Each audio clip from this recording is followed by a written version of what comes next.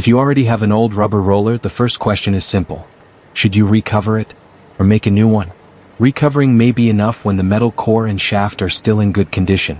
If the roller body is straight, the shaft ends are not damaged, and the main problem is only the rubber cover, for example where cracking, glazing, or loss of grip, then recovering can often save time and cost.